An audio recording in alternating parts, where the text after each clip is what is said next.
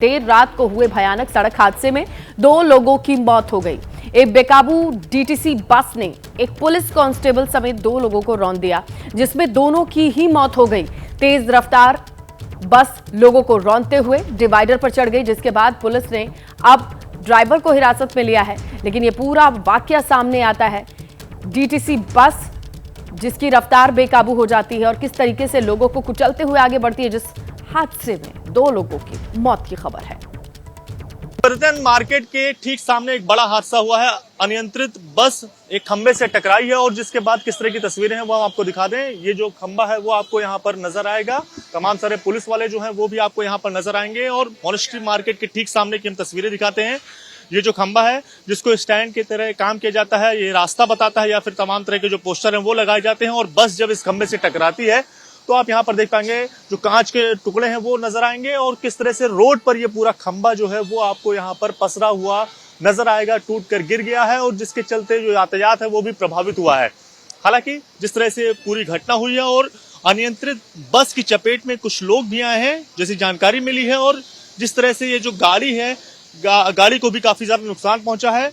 लोग भी इस बस के अनियंत्रित होने का शिकार बने हैं। मेरे ठीक पीछे आप देख पाएंगे यहाँ पर जो एक व्यक्ति है उसकी बॉडी यहाँ पर आपको पड़ी हुई नजर आएगी और इसके साथ साथ ठीक सामने आप अगर देख पाएंगे तो जो अनियंत्रित बस है वो आपको हरे रंग की सामने आपको खड़ी हुई नजर आएगी। तो सोच सकते हैं कि किस तरह से ये जो भीषण हादसा है वो हुआ है और जिसकी चपेट में कई सारे लोग जो हैं वो भी आए हैं। लेकिन बड़ी बात यही है कि जिस तरह से ये जो पूरी घटना हुई मॉनेस्ट्री मार्केट के ठीक सामने, जहां पर अनियंत्रित बस एक खंबे से टकराती है और उसके बाद कुछ लोग उसकी चपेट में आते हैं और जिसके बाद जो बस है वो आगे जाकर डिवाइडर जो है उससे टकरा जाती है, वहां पर रुक जाती है। लेकिन अनियंत्रित बस की चपेट में कई सारे लोग आए हैं और कुछ लोग घायल हैं जिनको अस्पताल में भर्ती कराया गया है और कुछ लोगों को और भी ज्यादा गंभीर चोटें आई हैं। गाड़ियों को भी नुकसान पहुंचा है, बस के शीशे समेत तमाम दूसरी सारी चीजें उनको भी काफी ज्यादा नुकसान हुआ है। ये सिविल लाइंस की जो पूरी घटना है ये सिविल लाइंस थाने में हुई है। कैमरामैन सीके सिंह के साथ दिव्यांकर तिवारी, एबीपी न्यूज, दिल्ली। दिल्ली से ही बड़ी खबर है, जहां दिल्ली के नागलोई में बदमाशों ने फर्नीचर की दुकान पर ताबड़तोड़ फायरिंग कर दिल्ली पुलिस को खुली चुनौती दे डाली। अज्ञात बदमाशों ने आधा दर्जन के करीब गोलियां चलाईं। सूत्रों के मुताबिक नागलोई की वारदात में गोलीबारी करने वाले शूटर्स ने एक पर्ची भी छोड़ी है। पर्ची में गैंगस्टर अंकेश लकड़ा का नाम लिखा हुआ है और 5 करोड़ की रंगदारी मांगी गई है। दिल्ली पुलिस ने शूटर्स को पकड़ने के लिए तलाशी अभियान शुरू कर दिया है। तो पर्ची डालकर फरार हुए हैं, ताबड़तोड़ गोलियां भी फायर करी है। हम फिलहाल नांगलोई में मौजूद है। मेरे दाहिनी ओर आप देख पाएंगे बिल्कुल हाईवे है और चलती फिरती तमाम सारी जो गाड़ियां हैं वो आपको नजर आएंगी। और दोपहर तकरीबन 1:30 बजे के आसपास हाईवे के ठीक बगल लक्ष्मी प्लाईवुड की जो दुकान है वहां पर कई बदमाश आते हैं और कई राउंड फायरिंग करते हैं और जानकारी के मुताबिक 5 करोड़ रुपए की रंगदारी की भी बात इस मामले में सामने आ रही है। जब ये फायरिंग की घटना हुई तब ये जो रेहड़ी पटरी दुकान है ये मेरे ठीक बगल आपको नजर आएगी और ये बिल्कुल सटी हुई दुकान है। यहाँ पर जो दुकान चलाते हैं उनसे हम बात करेंगे कि जब ये घटना हुई तब वो किस जगह पर थे और इनका किस तरह से इन्होंने देखा। भैया क्या नाम है आपका? जी रहीम खान नाम है। रहीम जी, जब ये पूरी घटना हुई तब आप कहाँ पर थे? नहीं थे ठेले पे, हमने तो आवाज सुनी थी। अच्छा, तो आवाज कितनी बार आपको सुनाई दी गोली चलने की? 5-6 बार आवाज सुनाई दी थी। अच्छा जी। तो आप यहीं पर थे या फिर इधर उधर आपने भागने की कोशिश की? क्या किया? जी हम तो मतलब चले गए थे, देख रहे थे मतलब क्या फायरिंग मतलब क्या की है। जी देखने गए थे। अच्छा, पुलिस उस टाइम कुछ देर बाद आई, पहुंची थी कि नहीं पहुंची थी, क्या था स्थिति? जी पुलिस उनका मतलब उनका पता नहीं है, तो खोए। अच्छा, आप दुकान कितने बजे से कितने बजे तक लगाते हैं? दुकान तो हम 7 बजे से 11 बजे तक लगाते हैं। जी। इससे पहले भी कोई घटना हुई इस तरह की, कोई कहीं फायरिंग हुई, कुछ गोली चली? नहीं हमने तो सुना नहीं। तो रेहड़ी पटरी की जो दुकान लगाने वाले रहीम है वो उनसे हमने बात की तो उनका साफ तौर से कहना है जब ये पूरी घटना हुई तब तकरीबन 5 से 6 बार जो फायरिंग है वो हुई। लेकिन बड़ी बात यही है कि बिल्कुल हाईवे से ठीक सटे जो इलाका है, सटा हुआ जो इलाका है और उसके बगल जो प्लाईवुड की दुकान चलती है वहां पर दोपहर के समय दिन दहाड़े कई राउंड फायरिंग होती है। जानकारी के मुताबिक तकरीबन 6 बार जो अज्ञात बदमाश थे जो यहाँ पर पहुंचे हुए थे, उन्होंने यहाँ पर फायरिंग की और जिसके बाद 5 करोड़ रुपए की रंगदारी की मांगने की जो बात है वो भी इस पूरे मामले में सामने आ रही है। हालांकि पुलिस ने इस पूरे मामले को लेकर अपनी जांच शुरू कर दी है। तमाम सारे सीसीटीवी जो है इलाके के वो भी खंगाले जा रहे हैं। देखने वाली बात होगी जब इस पूरी मामले की जांच आगे बढ़ती है तब क्या तस्वीर सामने निकल कर आती है। कैमरामैन सीके सिंह के साथ दिव्यांकर तिवारी, एबीपी न्यूज, दिल्ली। और देखिए, दिल्ली में एक बार फिर सरेआम बदमाशों ने हवाई फायरिंग को अंजाम दिया है। अलीपुर में एक प्रॉपर्टी डीलर की दुकान को निशाना बनाया गया। बदमाशों ने 8 से 10 राउंड फायरिंग की। हवाई फायर के बाद बदमाश फरार हो गए और पुलिस सूत्रों के मुताबिक बदमाश जाते वक्त एक पर्ची छोड़ गए।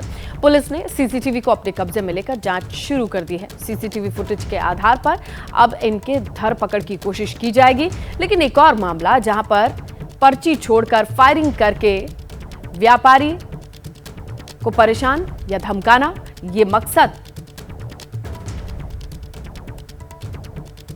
अलीपुर थाना इलाके में प्रॉपर्टी डीलर के ऑफिस में घुसकर 3 अज्ञात लोगों ने फायरिंग की है और तस्वीरें क्या हैं ये हम आपको दिखा देते हैं। गोयल प्रॉपर्टीज ये आपको सामने नजर आएगी और इसमें फायरिंग की जो बात है वो सामने आई है। अज्ञात लोग यहां पर पहुंचते हैं और ताबड़तोड़ फायरिंग करते हैं और जिसके बाद जो बदमाश हैं वो यहां से भाग जाते हैं। हालांकि जब ये घटना हुई तब ऑफिस के अंदर कोई मौजूद नहीं था और काले शीशे होने की वजह से बदमाश वारदात को अंजाम देने से चूक गए, वरना जो व्यक्ति यहां पर बैठा होता उसकी जान भी जा सकती थी। और जो जानकारी मिली है उसके मुताबिक 8 से 10 राउंड फायरिंग जो है वो यहां पर की गई है और जिस तरह से तड़तड़ाहट हुई गोलियों की यहाँ पर, उसके बाद पूरा इलाका जो है वो काफी ज्यादा दहशत में आ गया। सामने आपको ये जो एचपी गैस एजेंसी है वो भी नजर आएगी और इस पूरे मामले के बाद अलीपुर थाने की जो टीम है वो यहाँ पर पहुंचती है।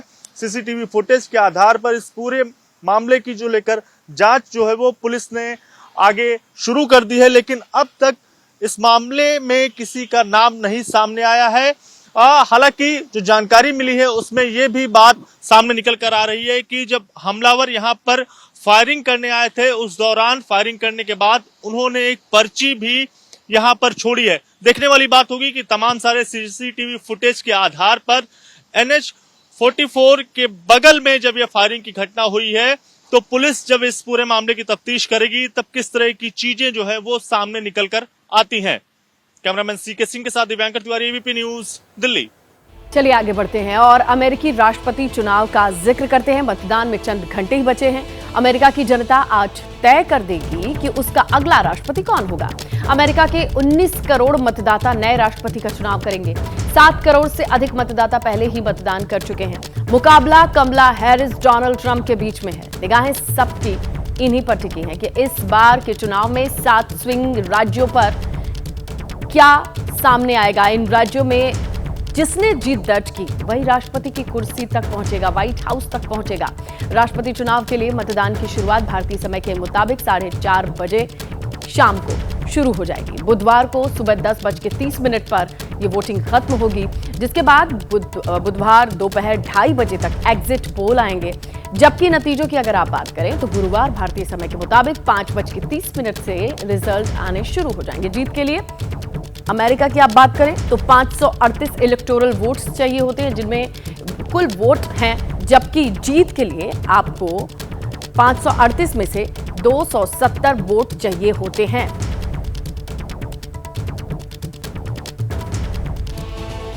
तो चलिए अमेरिकी चुनाव की बड़ी बातें वो आपके सामने रखते हैं। अमेरिका के अगर आप देखें कुल कितने मतदाता हैं, जो बुलेट पॉइंट्स हैं, तो 19 करोड़ मतदाता हैं जो नए राष्ट्रपति का चुनाव करेंगे। ये है पूरी स्ट्रेंथ, जहां पर जीत के लिए नहीं, वहां पे टोटल इलेक्टोरल 538 वोट्स होते हैं और जीत के लिए 270 वोट चाहिए होते हैं। तो इस तरीके का स्ट्रक्चर है। 270 वोट के लिए ट्राई करते हैं। 7 स्विंग स्टेट हैं। ये नतीजे वही स्विंग स्टेट के तय करते हैं कि व्हाइट हाउस तक कौन पहुंचेगा, कौन होगा अगला राष्ट्रपति। 7 स्विंग स्टेट काफी डिसाइड करने वाले एलिमेंट की तरह देखे जाते हैं। 7.5 करोड़ से ज्यादा वोटर्स होते हैं, वोटाधिकार का इस्तेमाल जो कर चुके हैं और इस तरीके के सिस्टम में अब बाकी बचे वोटर्स को डिसाइड करना है। राष्ट्रपति चुनाव लड़ने वाली कमला हैरिस पहली महिला हैं। ये भी एक बड़ा पॉइंट है अगर आप इस बार के इलेक्शन को देखें। नेक्स्ट पॉइंट ये है कि जहां डोनाल्ड ट्रंप लगातार तीसरी बार राष्ट्रपति चुनाव लड़ रहे हैं और इस बार कांटे की टक्कर देखी जा रही है कमला हैरिस में और डोनाल्ड ट्रंप में।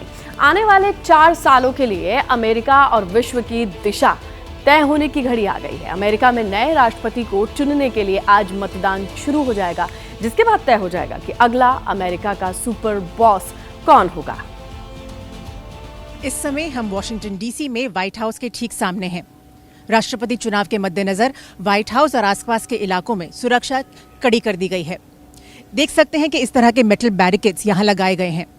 इस इलाके में परेड्स भी होती हैं और विरोध प्रदर्शन भी, और भीड़ के बेकाबू होने का खतरा बरकरार रहता है। यहाँ पर खास हाई रेजोल्यूशन कैमरास लगाए गए हैं फेशियल रिकॉग्निशन की सुविधा के साथ, ताकि पुलिस ये देख सके कि किस तरह के लोग यहाँ पर आ जा रहे हैं। एंट्री पॉइंट्स के लिए मेटल डिटेक्टर्स भी हैं। सिर्फ हाई लेवल सिक्योरिटी क्लियरेंस को यहाँ पर आने की अनुमति है। इस तरह व्हाइट हाउस के ठीक सामने कंस्ट्रक्शन का काम शुरू हो चुका है। ये कंस्ट्रक्शन उस समय के लिए है जब जनवरी में नए राष्ट्रपति चुने जाएंगे और इनॉग्रेशन के बाद यहाँ पर परेड होगी। परेड को देखने के लिए लोगों के लिए खास व्यूइंग स्टैंड बनाया गया है। लेकिन फिलहाल सबसे ज्यादा खतरा है चुनाव के दिन का। शहर भर में अलग अलग पुलिसकर्मी तैनात हैं। सीक्रेट सर्विस, साथ में मेट्रो पुलिस और कैपिटल पुलिस मिलकर सुरक्षा के इंतजाम देख रही है। अलग अलग राज्यों से सैकड़ों पुलिसकर्मी बुलाए गए हैं। इसके अलावा नेशनल गार्ड को स्टैंड बाय पर भी रखा गया है। फिलहाल देश भर में वोटिंग की प्रक्रिया जोरों पर है और नतीजों का बेसब्री से इंतजार। जैसे जैसे नतीजे आने शुरू होंगे वैसे वैसे इस इलाके में लोगों की भीड़ इकट्ठा होनी शुरू हो जाएगी और कड़ी सुरक्षा के बीच नतीजों को मॉनिटर किया जाएगा। वॉशिंगटन डीसी से कैमरामैन सुंदर सिंह के साथ मधु भाटिया झा, एबीपी न्यूज। और इसी के साथ जान लीजिए, रिपब्लिकन पार्टी के राष्ट्रपति पद के उम्मीदवार डोनाल्ड ट्रंप ने कमला हैरिस पर बड़ा हमला बोला है। उन्होंने कमला हैरिस को सबसे अक्षम उपराष्ट्रपति और जो बाइडेन को अमेरिका के इतिहास का सबसे खराब राष्ट्रपति बताया है। उन्होंने दावा किया कि वो मिडिल ईस्ट में चल रहे युद्ध को रोक सकते हैं। तो कमला हैरिस के ऊपर टिप्पणी, जो बाइडेन के ऊपर टिप्पणी। आपको बताएं कि लास्ट मोमेंट तक अमेरिका में कैंपेन चलता है और ऐसे में तीखी टिप्पणी का दौर चलता रहेगा। आज के हाईलाइट की बात करें तो डोनाल्ड ट्रंप की ओर से कमला हैरिस को इतिहास और जो बाइडेन का इतिहास का सबसे बुरा राष्ट्रपति, मिडिल ईस्ट का जिक्र किया है। मिडिल ईस्ट में युद्ध, यानी साफ तौर पे गजा में चल रहे युद्ध का जिक्र करते हैं। उसे रुकवाएंगे अगर वो जीतते हैं, ये वादा भी किया गया है। देखिए, राष्ट्रपति चुनाव में सबसे अहम राज्यों की एक लिस्ट है, वो भी हम आपके सामने रखते हैं। अगर आप देखें सबसे अहम राज्य जैसे हमारे देश में भी है और अमेरिका को भी आप देखें तो किस तरीके से इलेक्टोरल वोट्स का सिस्टम है। राज्य की बात करें कहाँ सबसे ज्यादा इलेक्टोरल वोट है, कैलिफोर्निया 54 और टेक्सास में 40 इलेक्टोरल वोट आते हैं। फ्लोरिडा की आप बात करें तो 30 इलेक्टोरल वोट हैं। न्यूयॉर्क में 28 हैं, पेंसिल्वेनिया में 19 और इलिनॉय में भी 19 इलेक्टोरल वोट हैं। तो वहां पर भी अगर आप देखें कुल जीत के लिए जितने इलेक्टोरल वोट चाहिए तो इन राज्यों पर खास नजर रहती है, क्योंकि यहां से मैक्सिमम इलेक्टोरल वोट्स आते हैं। कुल इस तरीके के स्ट्रक्चर में आप अगर देखें तो ऐसे स्टेट्स हैं जहां पर वहां के उम्मीदवार भी ज्यादा नजर बनाए रखते होंगे। कैलिफोर्निया जिसमें सबसे पहले सामने आता है। तो एक और जहां रिपब्लिकन पार्टी के उम्मीदवार डोनाल्ड ट्रंप व्हाइट हाउस में एक बार फिर से वापसी की कोशिश में लगे हैं, तो दूसरी तरफ डेमोक्रेटिक पार्टी की उम्मीदवार कमला हैरिस अमेरिकी इतिहास की पहली महिला के साथ साथ भारतीय मूल नागरिक के तौर पर महिला के तौर पर राष्ट्रपति बनने का इतिहास बना सकती हैं। अमेरिकी राष्ट्रपति चुनाव से पहले कैपिटल हिल और आसपास की अहम सरकारी इमारतों की सुरक्षा बढ़ा दी गई है। क्या अमेरिका को मिलेगी अपनी पहली महिला राष्ट्रपति, या फिर डोनाल्ड ट्रंप एक बार फिर व्हाइट हाउस जीतेंगे?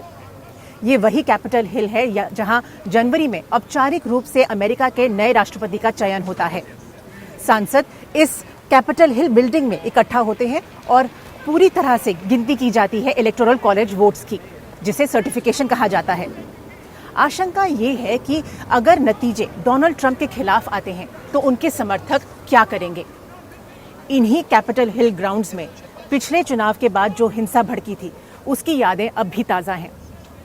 वो भयानक मंजर आम अमेरिकी अब तक नहीं भूला है और इसीलिए सरकार और सुरक्षा एजेंसियों ने मिलकर इस पूरे इलाके की सुरक्षा की कड़ी जिम्मेदारी उठाई है।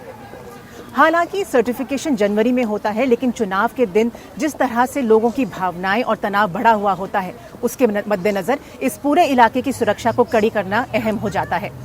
तो इस कैपिटल हिल ग्राउंड्स में क्या कमला हैरिस का नाम गूंजेगा या फिर ये वोटों की गिनती डोनाल्ड ट्रंप के नाम जाएगी? ये शाम को जब चुनाव के नतीजे आने शुरू होंगे उसके बाद साफ होगा। कैपिटल हिल ग्राउंड से कैमरामैन सुंदर सिंह के साथ मधु भाटिया झा, एबीपी न्यूज।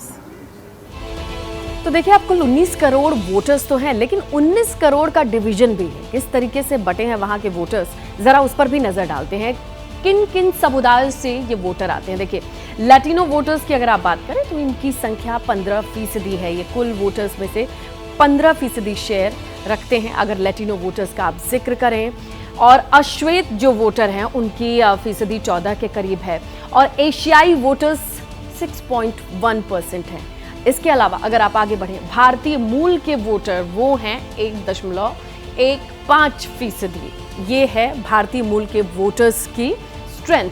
तो कुल मिला के आप समझ सकते हैं कि अलग अलग समुदाय से आकर के लोग जो वहां पर हैं और जिनके पास वोटिंग पावर है, उनकी फीसदी, उनकी तादाद कितनी है। आज अमेरिका ये तय करने जा रहा है कि राष्ट्रपति की कुर्सी पर डोनाल्ड ट्रंप चाहिए या कमला हैरिस, और कल अमेरिका बताएगा कि उसकी पहली पसंद, पहली चॉइस है क्या। और देखिए, मुंबई के विक्रोली पुलिस स्टेशन में सुनील राउत के खिलाफ मामला दर्ज किया गया है। शिवसेना यूबीटी के उम्मीदवार संजय राउत के भाई सुनील राउत ने हाल ही में महिलाओं के खिलाफ अपमानजनक टिप्पणी की, यह आरोप है।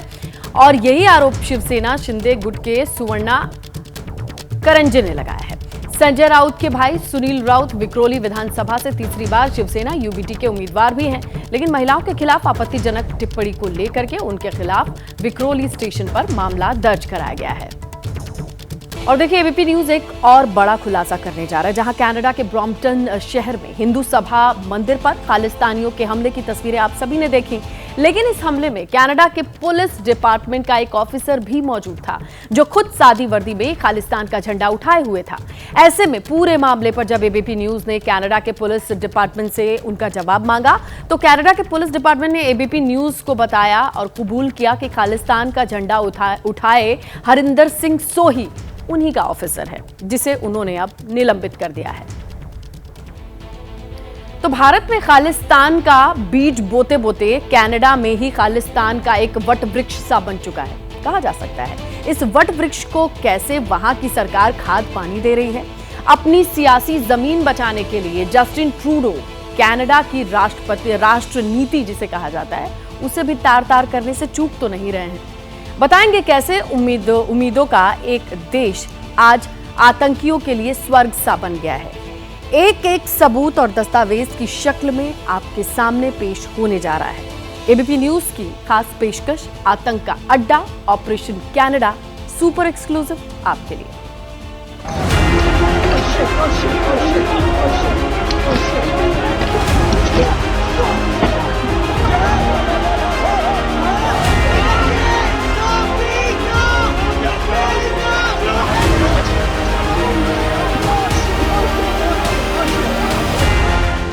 ये ट्रूडो सरकार के इकबाल खत्म होने की गवाही है।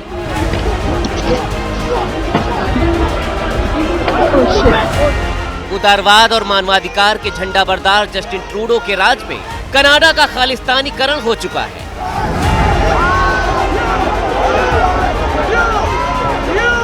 रविवार को ब्रैम्पटन से आई तस्वीरों ने कनाडा में खालिस्तानी राज के प्रमाण और पुख्ता कर दिए हैं।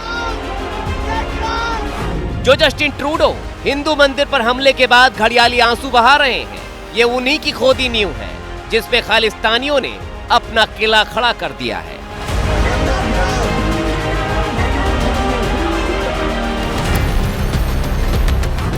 ये कनाडा की न्यू डेमोक्रेटिक पार्टी का नेता जगमीत सिंह है। पार्टी का नाम भले ही डेमोक्रेटिक हो, लेकिन कनाडा में कट्टरपंथ की दुकान इसकी शय पर खूब फल फूल रही है। ट्रूडो सरकार एनडीपी की बैसाखी पर टिकी हुई है।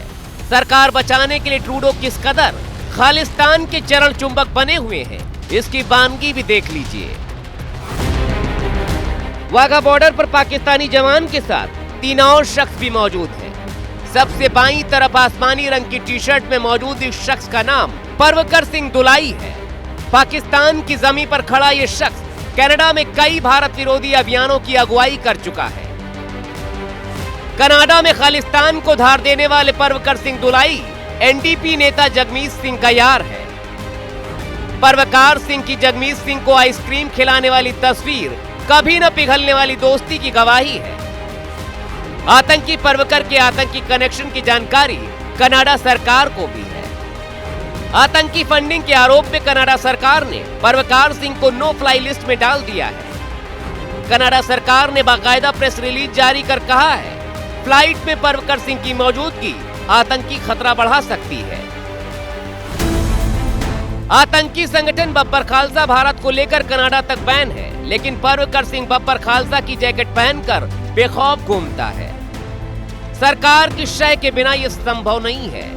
ये तस्वीरें बता रही हैं कि खालिस्तान को खाद पानी देते देते ट्रूडो कनाडा को ही खालिस्तान बना चुके हैं। भारत सरकार ने साल 2023 में कनाडा के साथ 21 आतंकियों की सूची साझा की थी, जो कनाडा में बैठकर भारत में खालिस्तान के नाम पर आतंकवाद को संचालित कर रहे हैं। इन 21 लोगों में परवकर सिंह दुलाई का भी नाम था। परवकर सिंह दुलाई कई बार पाकिस्तान भी जा चुका है। सूत्रों के मुताबिक परवकर सिंह आईएसआई और लश्कर-ए-तैयबा के आतंकियों के साथ भारत में आतंकी गतिविधियां बढ़ाने को लेकर बैठक कर चुका है। बहुत से ऐसे लोग थे जिनके बारे में हमने कनाडा को बताया था। कनाडा ने उनको नो फ्लाई लिस्ट में डाला था कि शायद ये हमारे जहाज़ों को हाईजैक कर लेंगे, अपहरण कर लेंगे, तो इनको उड़ने ना दिया जाए। इसके बावजूद उनको वहां पे अपने देश में शरण देते हैं। पता नहीं क्या उनके दिमाग में है कि शायद एक दिन जब उनकी सेना खत्म हो जाएगी कनाडा की, इन्हीं लोगों का प्रयोग करेंगे अपने नापाक इरादों को अंजाम देने के लिए। विदेश मामलों के जानकारों की माने तो कनाडा की यह हरकतें आतंकवाद को बढ़ावा देने वाली है। आज भले ही कनाडा भारत विरोधी ताकतों को छत दे रहा हो, लेकिन कल को इसी छत के नीचे कनाडा दब जाएगा।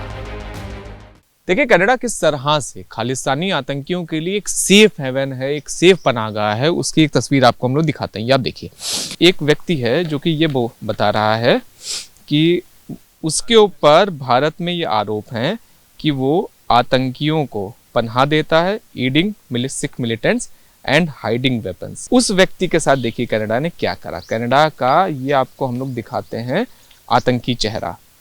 अब देखिए कनाडा का ने इस व्यक्ति को अपने देश में रेफ्यूजी दिया, शरण दी। The appeal is allowed in accordance with paragraph 111. I substituted RPD determined that appellant is a convention refugee. जिस कनाडा की पहचान उम्मीदों के देश के नाम से जानी जाती थी, वही कनाडा खालिस्तानी आतंकवादियों का वैश्विक गढ़ बन चुका है। खुद कनाडा की सरकार के आंकड़े इस बात की गवाही दे रहे हैं। इमिग्रेशन एंड रिफ्यूजी बोर्ड के मुताबिक इस साल अगस्त तक कनाडा में कुल 217 खालिस्तानी आतंकियों को शरण दी जा चुकी है। 2021 से 2024 तक कनाडा ने 1045 खालिस्तानी आतंकियों को अपने देश में शरण दी। इनमें से ज्यादातर के खिलाफ भारत में आतंकवाद के मामले दर्ज हैं। भारत में कानूनी कार्रवाई की दलील देकर कनाडा इन खालिस्तानियों को शरण देता है। कनाडा और खालिस्तान का ये गठजोड़ न सिर्फ कनाडा के आतंकवाद प्रेम को दुनिया के सामने ला रहा है, बल्कि कनाडा में भारत विरोधी आतंकियों और उनके राजनीतिक चंदे की भी पोल दुनिया के सामने खोल रहा है। ये कनाडा में न्यू डेमोक्रेटिक पार्टी जो जगमीत सिंह की है, उस पार्टी को कितना चंदा मिला, किस किस ने चंदा दिया, उसके एक्सक्लूसिव कागजात हैं। हरदीप सिंह निज्जर, और हरदीप सिंह निज्जर ने $1000 से ज़्यादा वहाँ पर 2019 में दिए थे। और हर साल हरदीप सिंह निज्जर ना सिर्फ कनाडा की राजनीतिक पार्टियों को चंदा दिया करता था, बल्कि अपने और सहयोगियों से भी चंदा दिलवाता था। तो एक बहुत बड़ा कारण कनाडा में खालिस्तानियों को शरण देने का राजनीतिक चंदा भी है, और उसके अलावा खालिस्तान वोट बैंक भी है। Shivank Mishra, ABP news, Delhi. महाराष्ट्र के कल्याण में एक जनसभा को संबोधित करते हुए एमएनएस प्रमुख राज ठाकरे ने अपने चचेरे भाई उद्धव ठाकरे को निशाने पर लिया। उन्होंने कहा कि जब उद्धव ठाकरे कांग्रेस और एनसीपी के साथ चले गए तो उन्होंने बाला साहेब ठाकरे को हिंदू हृदय सम्राट कहना बंद कर दिया। तो देखिए, चुनावी रैलियों से एक दूसरे पर वार प्रतिवार चल रहा है। इसी बीच राज ठाकरे का कहना है कि बाला साहेब को लेकर के जो हिंदू हृदय सम्राट वाली उपाधि दी जाती थी, जैसे ही पाला बदला ये उपाधि और इसका जिक्र गायब हो गया। महाराष्ट्र की एक सीट महिम, इस पर राज्य का सियासी पारा चढ़ा हुआ है। इस सीट की राज ठाकरे के बेटे अमित ठाकरे और शिवसेना के सिटिंग विधायक आमने सामने हैं। ऐसे में सवाल यह है कि क्या राज ठाकरे के बेटे के लिए पहला चुनाव चुनौती बन गया है? पहली बार चुनावी मैदान में उतरे राज ठाकरे के बेटे अमित ठाकरे की मुश्किलें थमने की जगह बढ़ती जा रही हैं। जैसा सियासी गलियारों में अनुमान लगाया जा रहा था, वैसा कुछ नहीं हुआ। शिवसेना शिंदे गुट के सदा सरवणकर ने नाम वापस लेने से इनकार कर दिया।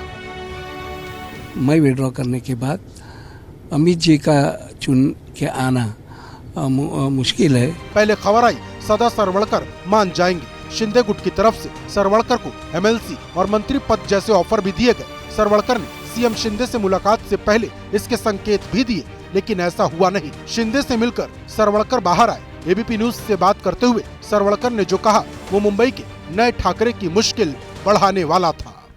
मैं विड्रॉ करने के बाद अमित जी का चुन के आना मुश्किल है और तीसरे का किसी का फायदा हो सकता है। ये सारा समीकरण मैं समझाने के लिए राज साहब को जाके मिल रहा हूँ। सदा सरवणकर ने साफ कर दिया कि वो नाम वापस नहीं लेंगे। सरवणकर इसके बाद राज ठाकरे से मिलने गए, लेकिन राज ठाकरे ने उनसे मिलने से ही इनकार कर दिया।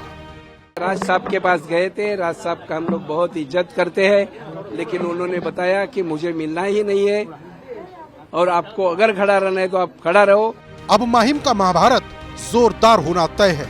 इस सीट पर अब एमएनएस के अमित ठाकरे, शिवसेना शिंदे के सदा सरवणकर और शिवसेना उद्धव के महेश सावंत के बीच मुकाबला है।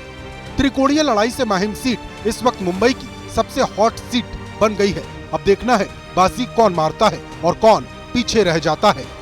और देखिए, इन दिनों एक पोस्टर सबसे ज्यादा चर्चा में है। ये पोस्टर है यूपी के मुख्यमंत्री योगी आदित्यनाथ के एक बयान का, जिसमें उन्होंने कहा था बटेंगे तो कटेंगे। लेकिन अब पूरे देश की सियासत इन्हीं 3 शब्दों के इर्द गिर्द घूम रही है। विपक्ष हर रोज इसके जवाब में नए नए नारे गढ़ रहा है। तो क्या माना जाए, आने वाले दिनों में यही नारा बीजेपी का बड़ा चुनावी हथियार बनने वाला है?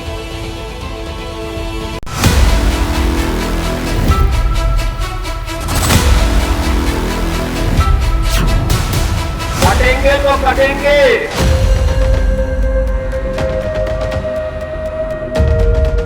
यही वो नारा है जिसे इन दिनों देश की चुनावी राजनीति की धारा बदलने का इशारा माना जा रहा है।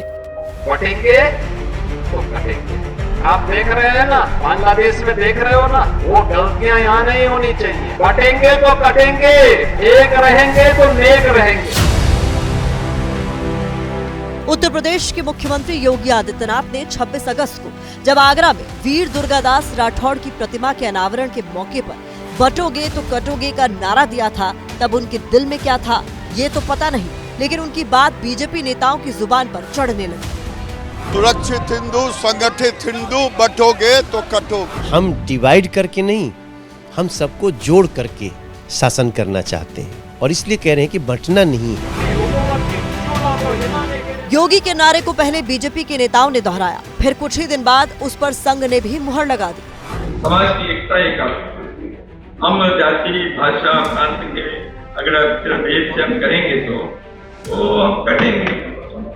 तो इसलिए ये कहना आवश्यक है किसी भी राष्ट्र हिंदुओं को तोड़ने के लिए शक्तियां काम करती हैं, तो उससे आगाह करना पड़ता है। उसके लिए सावधानी रखनी पड़ती है। राजनीति में बेमानी कुछ नहीं होता, हर बयान और कदम के पीछे मजबूत वजह होती है। सवाल है कि बीजेपी को बटेंगे तो कटेंगे वाले नारे की जरूरत आखिर क्यों पड़ी? क्या बीजेपी ये नारा चुनावी रणनीति को ध्यान में रखकर आगे बढ़ा रही है? क्या बीजेपी को इस नारे में अखिलेश के पीडीए की काट दिखाई दे रही है? क्या बीजेपी इस नारे से जातियों में बटे हिंदुओं के ध्रुवीकरण की कोशिश कर रही है? इन सवालों का जवाब इसी साल जून में लोकसभा के चुनाव और पिछले महीने हरियाणा में हुए विधानसभा चुनाव के नतीजों में छिपा है। लोकसभा चुनाव में विपक्ष के संविधान खतरे में और जाति जनगणना वाले नैरेटिव में फंसकर बीजेपी अकेले दम पर बहुमत से चूक गई। दरअसल बीजेपी 2014 से दलितों पिछड़ों के वोटों पर जीतती रही थी, लेकिन विपक्ष ने जाति जनगणना और आरक्षण बढ़ाने की मांग को लेकर इसमें सेंध लगा दी।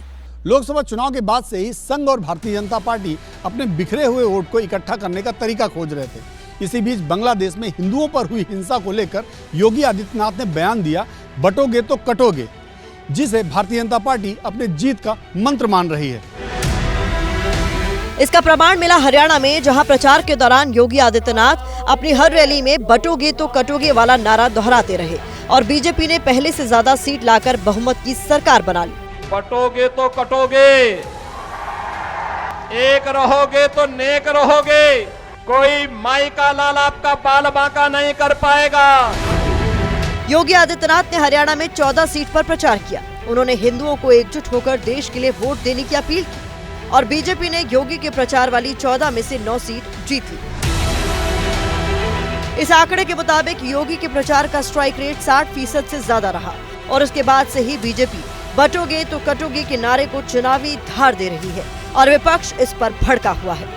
जुड़ेंगे, हम लोग तो जोड़ने वाला काम करते हैं, अगर बटेंगे नहीं तो हम जाति जनगणना होगी। तोड़ना, नफरत फैलाना, कटना, बटना, ये तो मवालियों की भाषा है ना। महाराष्ट्र, झारखंड और यूपी उपचुनाव की गहमा गहमी के बीच हाल ही में प्रधानमंत्री गुजरात के केवड़िया गए थे, जहां से उन्होंने भी बटने के खतरे से आगाह किया था। आज कोई अगर कह दें कि एक है तो सेफ है, तो ये लोग एक है तो सेफ है उसको भी गलत तरीके से परिभाषित करने में लगेंगे।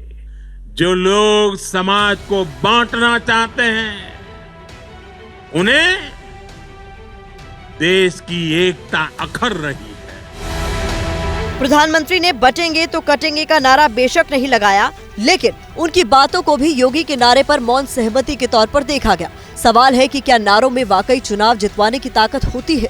देखिए, नारों का चुनाव में असर तो पड़ता है। अगर नारों का असर ना पड़े तो पार्टियां इतनी मेहनत से नारों को ना गढ़े। जो ये लगता है, नारे लोगों को मोबिलाइज करने में, लोगों को आकर्षित करने में कई बार सफलता हासिल होती है पार्टियों को, लेकिन सिर्फ नारों के बदौलत आप चुनाव जीत जाएंगे, अगर कोई पार्टी इस पर भरोसा करती है तो मुझे लगता है भूल कर रही है। अब महाराष्ट्र में चुनाव है और योगी का नारा वहां पोस्टर बनकर पहुंच चुका है। उत्तर प्रदेश में विधानसभा उपचुनाव है और वाराणसी में बीएचयू के गेट के बाहर योगी के नारे को विस्तार देता पोस्टर लग चुका है।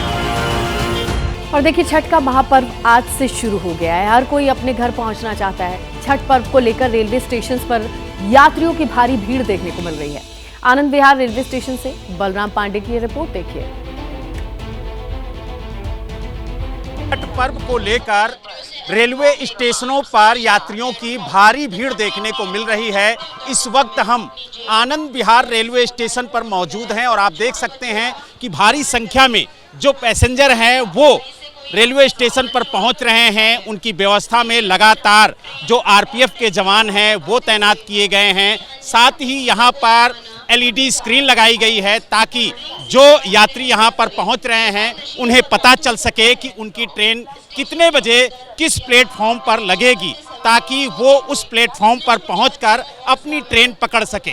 और इसको लेकर के पूरा रेलवे प्रशासन यहां पर अलर्ट नजर आ रहा है। लेकिन आप देख सकते हैं कि जिनकी ट्रेन लेट है, जिनकी ट्रेन को आने में वक्त है, उनके लिए यहाँ पर बैठने की, लेटने की समुचित व्यवस्था की गई है ताकि उन्हें किसी तरह की कोई दिक्कत ना हो। साथ ही आप देख सकते हैं कि छोटी छोटी एलईडी स्क्रीन लगाई गई हैं ताकि उन्हें अपने ट्रेन के आगमन और प्रस्थान के बारे में जानकारी मिल सके। और आप देखिए किस तरीके से लोग यहाँ पर बैठकर अपनी ट्रेन का इंतजार कर रहे हैं। तो यानी कुल मिला के ये कह सकते हैं कि छठ पर्व को लेकर के रेलवे स्टेशनों पर जो भीड़ दिखाई दे रही है उसकी एक तस्वीर हम आपको दिखाने की कोशिश कर रहे हैं कि किस तरीके से रेलवे स्टेशनों पर यात्रियों की भीड़ पहुंच रही है, उसे किस तरीके से प्रशासन व्यवस्थित तरीके से प्लेटफॉर्म तक ले जा रहा है।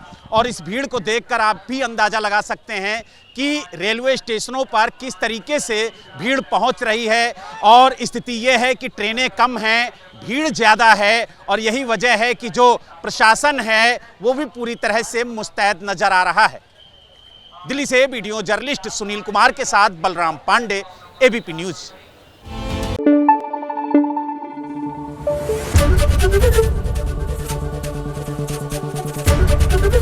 एबीपी न्यूज़ आपको रखे आगे।